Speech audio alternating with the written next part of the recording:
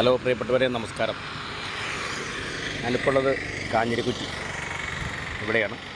കാഞ്ഞിരക്കുറ്റി എന്ന് പറയുമ്പോൾ തങ്ങൾപ്പടിയുടെയും കാഞ്ഞിരക്കുറ്റിയുടെയും നടുഭാഗത്താണ് Thrikkanapuram LP school സ്ഥിതി ചെയ്യുന്നത്. സ്കൂളിൻ്റെ പരിസരത്ത് ഇന്ന് രാവിലെ ഒരു 8:30 മണി 8:45 കൂടിയിട്ട് ഇവിടെ ഈ നിൽക്കുന്ന ബസ്, ഈ നിൽക്കുന്ന സ്കൂൾ ബസ്സിൻ്റെ പേരും സംഭവം ഇപ്പോൾ കാണിക്കാൻ ആഗ്രഹിക്കുന്നില്ല. ഇത് നിൽക്കുന്ന സ്കൂൾ ബസ് കുട്ടികളെടുത്ത് ശരിയായിട്ട് ഇവിടുന്ന് പോകുന്ന വണ്ടിയാണ്. ആ വണ്ടി നേരെ റിവേഴ്സ് ചെയ്യുമ്പോൾ സമയത്ത് ഇതിലൂടെ പഴയ കച്ചറ പെറുക്കി, അതായത് പാട്ടയും അതുപോലെ പ്ലാസ്റ്റിക് കുപ്പികളൊക്കെ ബോട്ടിലൊക്കെ സ്ഥിരമായിട്ട് പെറുക്കി നടക്കുന്ന ഒരു തമിഴ്നാട് സ്വദേശി അതിനടിയിൽപ്പെട്ട് ദാരുണമായ അന്ത്യം സംഭവിച്ചു. ഇന്ന് രാവിലെ, ഇന്ന് 2025 ഇന്ന് ചൊവ്വാഴ്ചയാണ്. 2025 ഫെബ്രുവരി 4-ാം തീയതിയാണ് ഡേറ്റ്. സ്ഥിരമായിട്ട് പറയുന്നപ്പോൾ ഇവിടുന്ന് ഒരു അപകടം ഉണ്ടായിട്ട് 3-4 കാറുകൾ ഒരുമിച്ച് കൂട്ടിയിടിച്ചിട്ട് ഒരാഴ്ച കൃത്യമായിട്ടാവുന്നേ ഉള്ളൂ. അതിന് മുമ്പായിട്ടാണിപ്പോൾ വേറൊരു അപകടം. ഇവിടുത്തെ മെയിനായിട്ട് ആ സീബ്രാലിനെ കണ്ടു. സീബ്രാലിന് മാഞ്ഞു പോയി. ഇവിടെ ഒരു വിദ്യാലയമാണ്.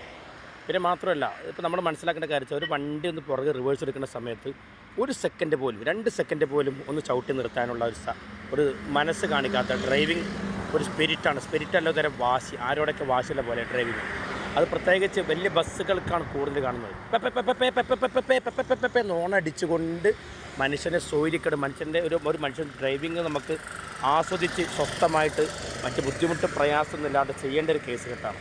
അവിടെ പോലും മനുഷ്യനെ സോയിലിക്കെടുത്ത രീതിയിലുള്ള കാര്യങ്ങളാണ്. ഓക്കെ, ഒരിട്ട് ശ്രദ്ധ ഒരുപാട് ആയുസ്, റോഡ് സുരക്ഷ ജീവൻ രക്ഷ എന്നുകൂടി ഓർമ്മപ്പെടുത്തുകയാണ്. അപ്പോൾ ഇതിപ്പോൾ ഇന്ന് ഞാൻ ഇടവേള റാഫിയാണ്. ഇന്നിപ്പോൾ ഇത് സംഭവിച്ചതാണ്. കാഞ്ഞിരക്കുറ്റി രാവിലെ 8:45 കാഞ്ഞിരക്കുറ്റി മുമ്പായിട്ട് കാഞ്ഞിരക്കുറ്റി എന്ന സ്ഥലത്തിൻ്റെ ബോർഡ് നിങ്ങൾ കാണിച്ചല്ലോ അല്ലേ?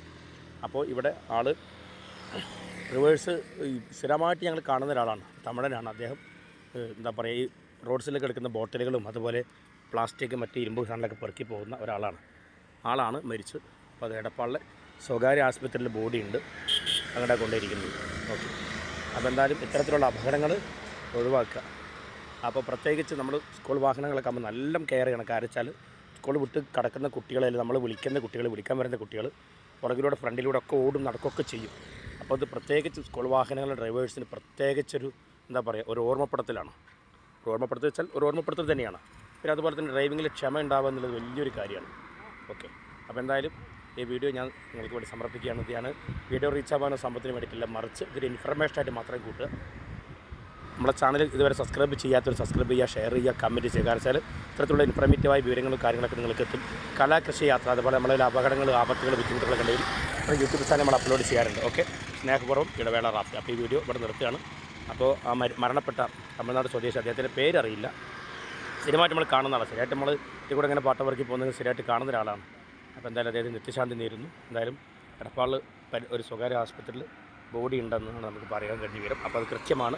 അപ്പോൾ എന്തായാലും ശ്രദ്ധിക്കുക, ഒരിട്ട് ശ്രദ്ധ ഒരുപാട് ആയുസ്, റോഡ് സുരക്ഷ ജീവൻ രക്ഷ. സ്നേഹപൂർവ്വം ഇടവേള റാഫി.